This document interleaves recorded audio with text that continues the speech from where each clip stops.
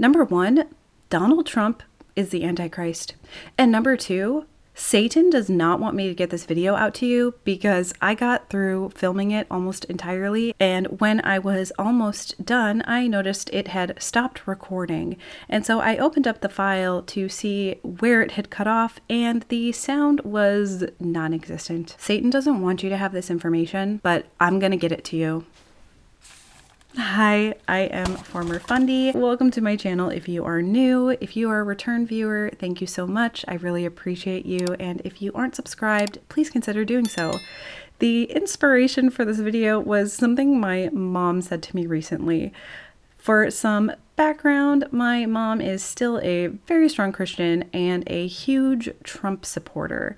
I was talking to her and she was talking about how she had watched a good deal of Charlie Kirk's memorial and she had been really inspired by it, especially Erica Kirk's speech, but then she was actually very disappointed in Donald Trump's speech after that about how he doesn't want to forgive his enemies and he wants the worst for them, which is a very un-Christian standpoint. But what she said after about Trump made me want to laugh. She said, "I voted for him, and I like his policies, what he's doing for our country, and the people he surrounds himself with. But I wouldn't be surprised if he ends up being the Antichrist." So, is Trump the Antichrist? Could he be the Antichrist? I'm going to talk about that and address that in this video. I did it again. I filmed way too much material for one video. It would have been an hour long, maybe more, if I kept all of the different evidences that I had, especially with the clips that I want to include to show as proof for some of the evidences. So we're going to have to split this up into two videos, which I'm not mad about because it's going to help me catch up because like I mentioned in a post, my October was really busy and so I got a little bit behind on making videos. And so being able to split this one up into two is going to help me catch up with that. So thank you for understanding and back to the video. Now I do want to say up front that I don't personally believe that there will be an Antichrist because I am no longer a Christian. While I used to be a very fundamentalist evangelical Christian, I was even a pastor and a missionary and studied the Bible in college and outside of college. I don't believe any of that anymore. And so this is not what I believe personally. And if you are a Christian and you're watching this, there are plenty of biblical interpretations that allow for there to not be this type of Antichrist figure. I'm going to link in the description some videos from Bible scholar Dan McClellan, where he talks about how especially the book of Revelation was not really written about the future, but was instead an apocalyptic piece of literature written by John about his current life and times. Yet another case of biblical figures believing that the end was nigh, but the end, in fact, was not nigh. However, we are going to be taking a look at the evangelical read and description of who an Antichrist might be, and most of this is going to come from the book of Revelation, 2 Thessalonians, and the book of Daniel. Now, the reason that Daniel is often seen as end times prophecy, part of that is because John uses very similar imagery in his prophecy with the different beasts. And a lot of people have probably accurately drawn parallels. John was probably very inspired by Daniel's prophecy. But because of that, a lot of evangelical Christians especially tend to read the prophecies in Daniel as for then, but also for once again in the future. And so that's where we get a lot of that being applied to end time prophecy. But since this is very full conspiracy, I am going to be putting my tinfoil hat on now. So take everything I say now with a big grain of salt. But when I was doing research into this topic, other than memes that I had seen before, I found an interesting article that had been written in 2019 and updated in 2020, outlining how Trump very well fits the description of the Antichrist in the Bible. And it's very interesting. Some of the points are outright very accurate. Others are a little bit more conspiratorial with its interpretation, but still very interesting. And so I want to give credit to the writer of this article. I was not aware of this man when I named my channel, but from one person who loves alliteration to another, I see you, Benjamin. I like it. I will admit a little bit of jealousy because the way he did it, it also rhymes. So the article title is, Could American Evangelicals Spot the Antichrist? Here are the biblical predictions. And I will link his entire article so you can take a look at it. He says that he reviewed every prophecy of the Antichrist, and what he read blew his mind. As I said before, this was written in 2019, and he updated it with additional signs in 2020. What you will see, though, as I go through this is a lot of his points are even more accurate today than they were when he wrote this article. At least at the time that he wrote this article, it does seem pretty clear from the beginning that Benjamin himself does not actually think that this type of Antichrist will exist, but because he grew up in an evangelical setting that very much did believe in it, he really wanted to take that and compare that to Trump to see what stuck, what fit. And I will agree with him that it's quite chilling if you believe this stuff the way that Trump just really fits in these categories. So let's look at the criteria that he's outlined and talk about how accurate it is.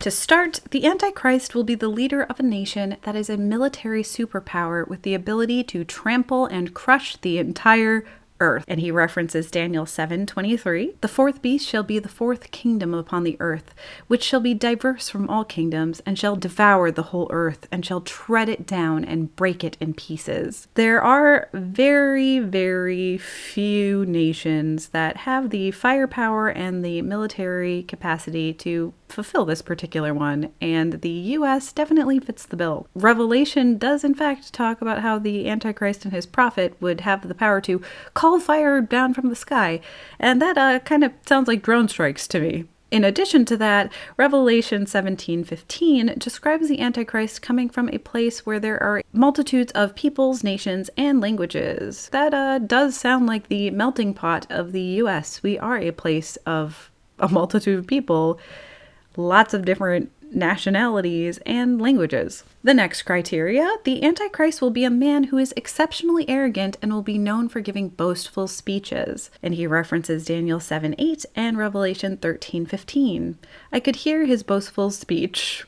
No, this one doesn't sound like Trump at all. Nah. Nobody's stronger than me. Nobody has better toys than I do. There's nobody bigger or better at the military than I am. Nobody loves the Bible more than I do. Nobody builds walls better than me. Nobody's better to people with disabilities than me. Nobody's fighting for the veterans like I'm fighting for the veterans. There's nobody that's done so much for equality as I have. There's nobody more pro-Israel than I am. There's nobody more conservative than me. There is nobody that respects women more than I do. Next, the Antichrist will be someone known for making a lot of public threats against people. Who does that sound like? Maybe he should have been roughed up because it was absolutely disgusting what he was doing. If you see somebody getting ready to throw a tomato, knock the crap out of them, would you? Seriously. Okay? Just knock the hell. I promise you, I will pay for the legal fees, I promise. Do you know what they used to do to guys like that when they were in a place like this? They'd be carried out on a stretcher, folks. Guards are very gentle with him. He's walking out like big high fives, smiling, laughing. Like to punch him in the face, I'll tell you.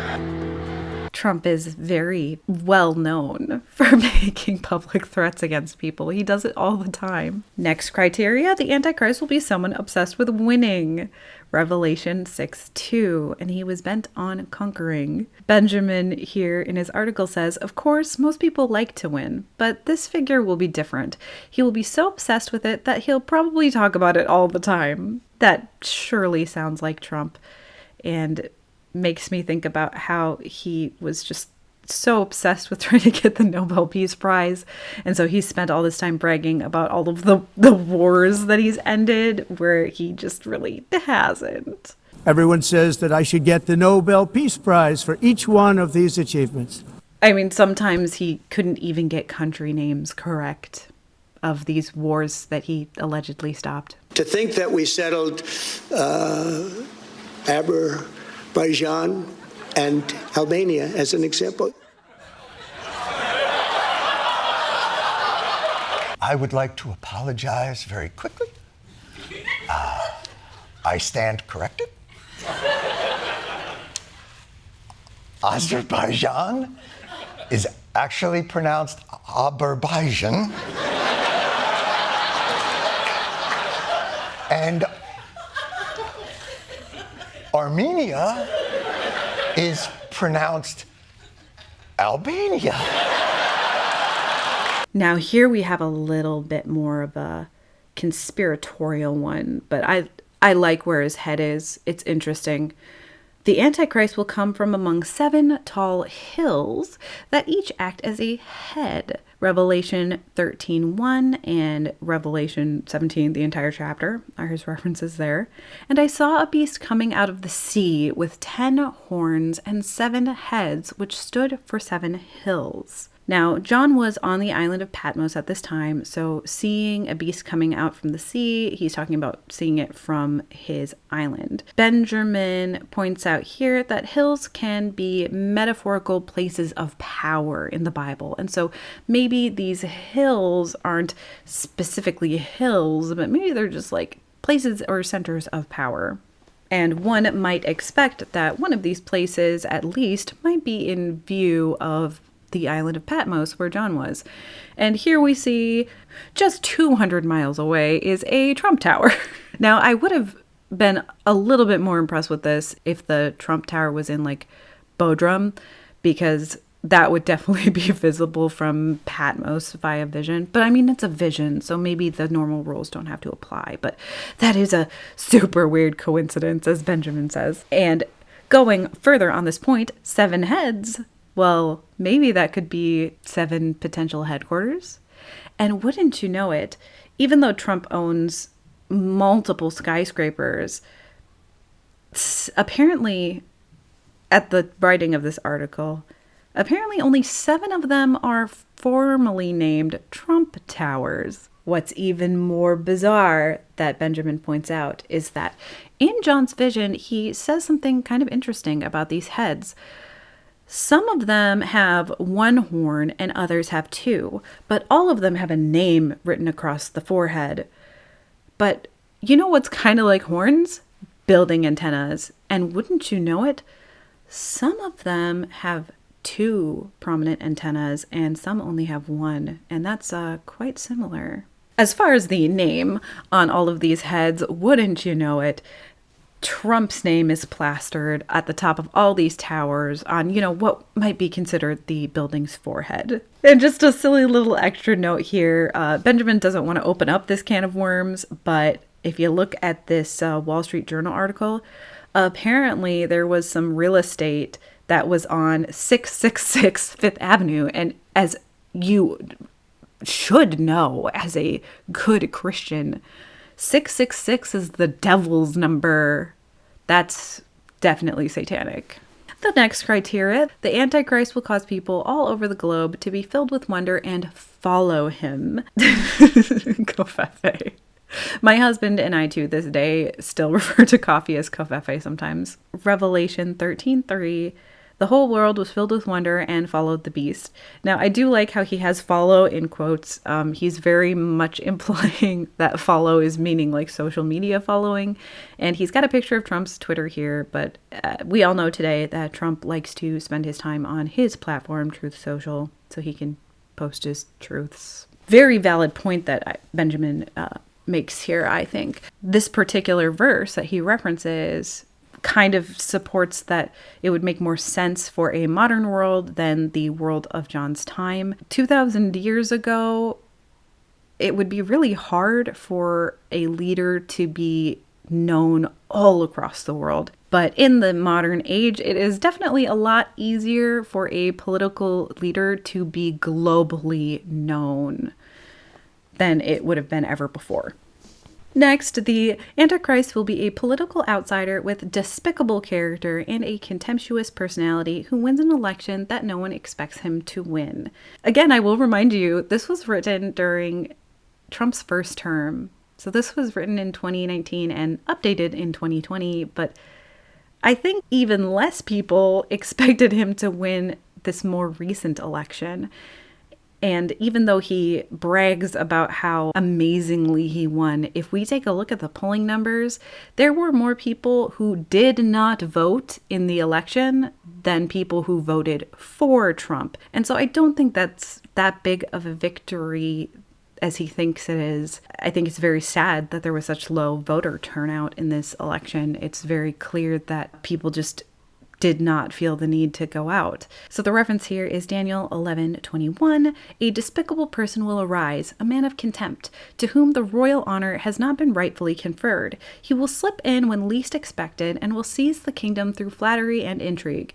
And Trump did use a lot of flattery both times, of gassing up his base, and especially this last time, lots of lies about the things that he was going to do and has not fulfilled those promises. No, instead he's only fulfilled his worst and nastiest promises. At least I think half of the country was very stunned when he won this most recent election. Benjamin here points out that this note about how he wouldn't be of a royal background is indicative of he wasn't a politician before this. He came out of the private sector. So instead of being a known political figure, he's outside of that. The next criteria, the Antichrist will give speeches where he speaks great things and then about things that are even greater. Daniel 7:20, he had a mouth that spoke great things and that seemed greater than its companions. Yeah, this is accurate. He's always talking about great and big and spectacular and the most amazing and the best polling numbers and the best this and the best that. Accurate. Next, the Antichrist comes to power through collusion with a secret alliance who uses disinformation to help him win, even though he has a minority number of supporters. Daniel 11:23. After an alliance is made with him, he will practice deception and he will go up and gain power with a small force of people. Now, Benjamin doesn't specifically say here who this secret alliance would be. However, because of when the article was written, there was a lot of talk about Russian collusion in the election, which was found to be true, and the Russians were using a disinformation campaign. So that did happen, but I actually want to apply this to the more recent election as further proof that Trump is, in fact, the Antichrist. And I would say the secret alliance this time, although not so secret, was with the people of Project 2025, because during the entire election, he continuously claimed that he really didn't know what it was, that he wasn't involved with it. But now that he's elected, it's quite clear that it is his playbook. And the last time I checked, and when I did a video about it, they were already about 50% complete with completing the plans within Project 2025. When I am editing this, I will go and check that tracker again, and I will put the current progress up now for you. And what Benjamin says here makes me kind of sad. He says, I can't imagine the country would turn a blind eye if that ever happened, especially for my evangelical friends who tell me we need to be always on guard of the arrival of the Antichrist. Yeah, sorry, Benjamin. Your evangelical friends, probably, as most evangelicals, have missed all of these signs. They are on guard, but completely blind to this, apparently. Next, the Antichrist's rise to power will seem like a miracle that God performed, tricking people into following Satan instead of God without even noticing. And he references 2 Thessalonians 2:9. The rise in power of the lawless one will be in accordance with how Satan works. He will use all sorts of displays of power through signs and wonders that serve the lie. And this section I think is very related to the great falling away that you also see in 2 Thessalonians, where it talks about when this man of lawlessness arrives, which the evangelical interpretation of the Antichrist includes that this description of the man of lawlessness is a description about the Antichrist. And so in 2 Thessalonians 2, after it talks about the coming of this person, how he will exalt himself over everything and set himself up as a god, that a lot of people will follow him. And in verse 11, it says, "For this reason, God sends them a powerful delusion so that they will believe the lie, and so that all will be condemned who have not believed the truth, but have delighted in wickedness." And so how this is often interpreted is that there will be a large group of Christians who become an apostate church, who probably still believe and view themselves as Christians, but they are now following this Antichrist figure and not actually serving God, and that they will be so strong in this following that God himself is actually going to send a powerful delusion to them so that they will firmly believe that lie. And in a Christian lens, just the way that people seem to so worship Trump, and you even have people who are like Trump prophets, this does seem very accurate to this particular interpretation. Benjamin chooses to quote Franklin Graham here and labels him a false prophet, which I agree. But Franklin Graham has said about Trump, "He did everything wrong politically. He offended gays, he offended women, he offended the military, he offended black people, he offended the Hispanic people, he offended everybody, and he became president of the United States. Only God could do that. Gross, God, like, in your infinite power and infinite knowledge, couldn't you have done something better with your time?" Trump himself added to this narrative for the most recent election, because he claimed that the election before was stolen because there was all of this cheating and corruption. And so somehow, miraculously, in this situation of so much cheating and corruption, he still managed to win another term. Somehow. Miraculous. Next, as president, the Antichrist will immediately find ways to make himself and his friends richer, and he will do it in a way no president has ever done before. Daniel 11:24. Then he will distribute among his followers the plunder and wealth of the rich, something his predecessors had never done. Trump just launched a meme coin. Welcome back to the Void. This is not how I wanted to start my 2025. Let me tell you that right now. Here's the tweet. "My new Donald Trump official meme is here. It's time to celebrate everything we stand for. Winning. Join my very special Trump community. Get your Trump now. Go to gettrumpmemes.com. When you go there, you join the Trump meme, which is buying something and hoping it goes up in value. In addition, $12 million has been made in fees already just on the trading volume, which is over $1 billion so far. And I think that's even better. I'm joking. I don't even know. I'm speechless, actually. I don't know what to say. It's historic in its stupidity. It's historic in its grift. The level of scam here to use the days before your presidency, your inauguration, to use that as a hype project for the meme. Like, did this guy want to do the presidency the second time, or was this the meme coin hype plan? Trump has become disgustingly more wealthy, especially in this more recent term, and part of it was in a way no president had ever done before. Cryptocurrency. Meme coin. There have been people pointing out and alleging that Trump is using this cryptocurrency as a way that people can covertly bribe him. US President Donald Trump has held a private dinner for more than 200 wealthy, mostly anonymous buyers of his family's crypto coin. Unsurprisingly, the event has garnered quite a bit of attention, with protesters lining the road outside Trump's Virginia golf course, chanting shame as attendees rolled up. To get an invite wasn't cheap. Tickets went to the top 220 holders of Trump's meme coin, his personal cryptocurrency launched just days before his inauguration. Trump's announcement saw a surge in buyers, with one analytics company estimating the winners spent a total of $394 million US. And so he is very uniquely doing things to enrich himself and his friends. Even his nasty little tariff scheme is all about making money, and it isn't really making a lot of money from other countries. Instead, it's further destroying our economy.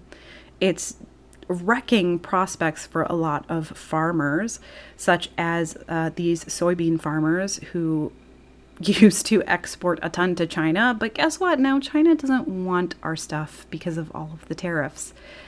And what's happening is, instead of companies choosing to move more production overall to the US, which in a lot of industries would be a logistical nightmare because we just don't have a lot of the stuff here anymore. Instead, they're just inflating the prices to cover the cost, and those inflated prices affect us, the consumer, and so now everything is more expensive. So these tariffs that are making the country richer than ever are just coming from the American people, who are already very much struggling. Guys, it's happened again.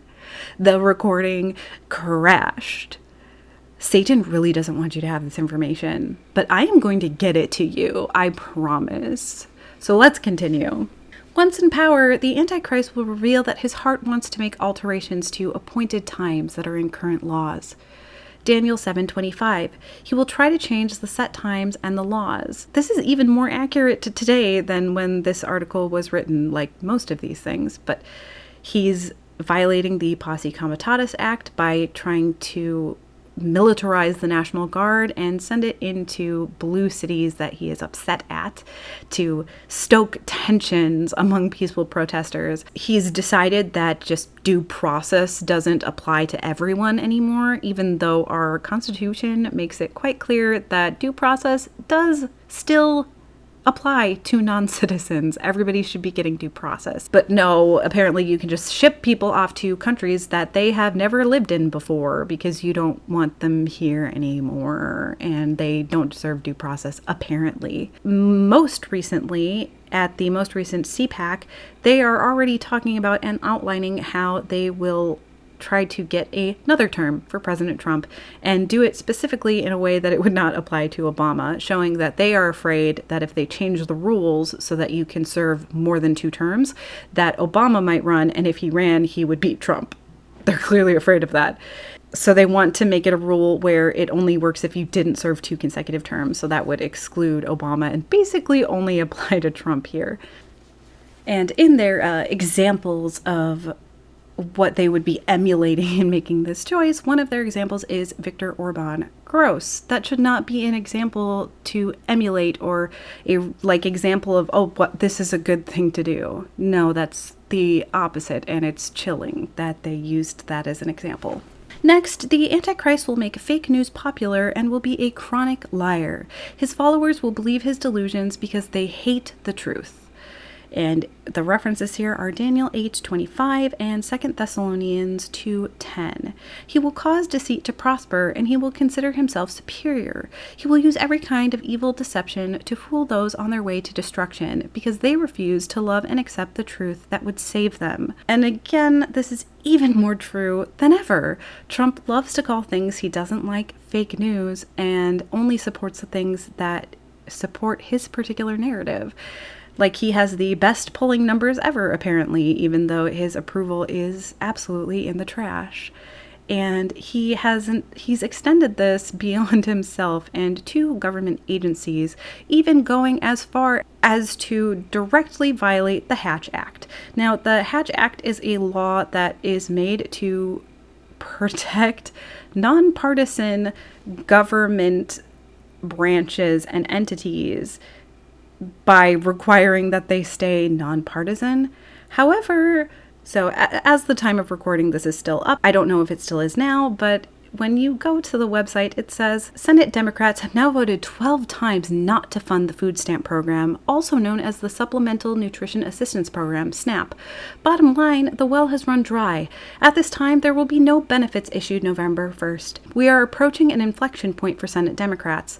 They can continue to hold out for the health care for illegal aliens and gender mutilation procedures, or reopen the government so mothers, babies, and the most vulnerable among us can receive critical nutrition assistance.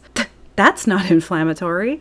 Also, the Democrats are holding out because they are wanting to continue funding the subsidies that were part of Obamacare that had been cut by the big beautiful bill.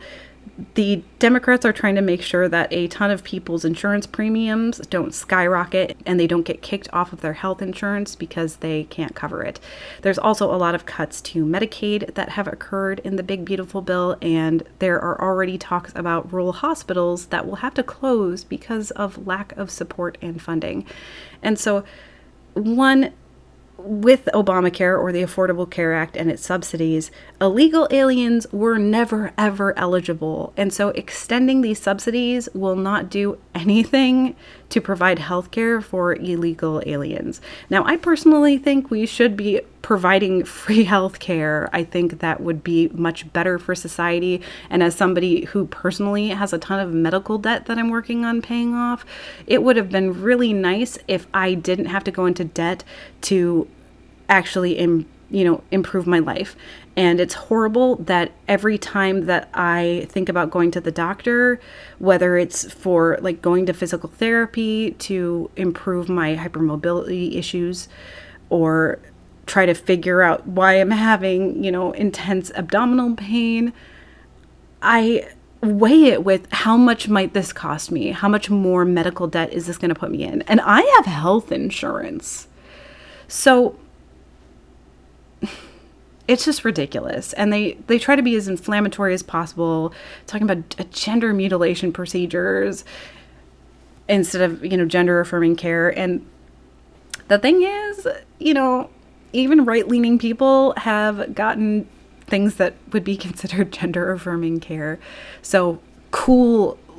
So literally calm your tits, please. Have you ever heard of gynecomastia? I had it. And so did you have that fixed? Yes, I did. And did that make you feel affirmed in your gender and comfortable in your body? No, when I was in the Navy, nobody knows this, by the way. Jesus, now I'm revealing I need a HIPAA form to sign here or something. You don't have to talk about it. No, what I'm saying is, yes, I've had that myself and had it surgically removed when I was in the Navy. Yeah. And do you feel more comfortable in your body and more affirmed in your gender because of that? Well, it wasn't a gender thing for me. It was the fact, well, I can't even get into it now because it had nothing to do with my gender. Okay. So it had to do with the fact that it looked really odd. The thing that even more so makes this particular statement fake news is that SNAP has a contingency budget that is specifically meant to cover these types of situations and to cover crises. So once again, Trump did a dirty delete of something on a government website that he didn't like, but it used to say that the contingency budget, the point of it was so that benefit funds are available for program operations, even in the event of a government shutdown. So there is money available to keep these SNAP benefits funded while the government is shut down. But Trump is deliberately deciding to withhold these funds so that he can blame it on Democrats, even though it's Republicans who have the majority in both the House and the Senate, and it's really their fault for the shutdown because they are refusing to reach across the aisle and make any sort of compromise. In the past, anytime that there's been a government shutdown like this, the way it ends is that the groups come together and make a compromise. However, in this situation, the Republicans are refusing to budge even an inch. So it is the Republicans who are at fault for the shutdown, not the Democrats.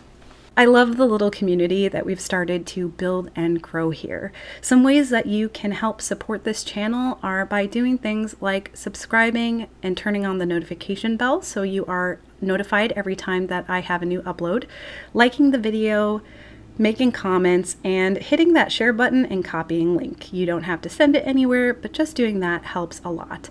I also have a Substack now. You can subscribe to that just in case YouTube stops being a viable platform for me and I have to move elsewhere. Lastly, if you have the means and the heart, you can donate to my Ko-Fi account. This will help me continue to be able to make videos and hopefully scale up my production over time. Thank you, and now back to the video. That is where I am going to wrap up. What do you think? Is Donald Trump in fact the Antichrist? I think if you take the evangelical Christian view of the prophecies that they have decided apply to an Antichrist figure, I do think it fits Trump like a glove. Like I said, I don't think that the Bible is true in this regard or any, but it is interesting how well he fits into this archetype and still has such a huge Christian following. But that's part of the archetype.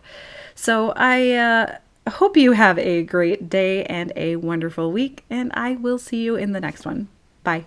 And I saw a beast coming out of the sea with 10 horns and 7 heads. There sat a 7-headed beast, 10 horns raised from its head. Symbolic woman sits on its throne, and hatred strips her and leaves her naked. The beast and the harlot, she's a dwelling place for demons. She's a cage for every unclean spirit, every filthy bird, and makes us drink the poison water, fornicated with our kings. Fallen now is Babylon the Great.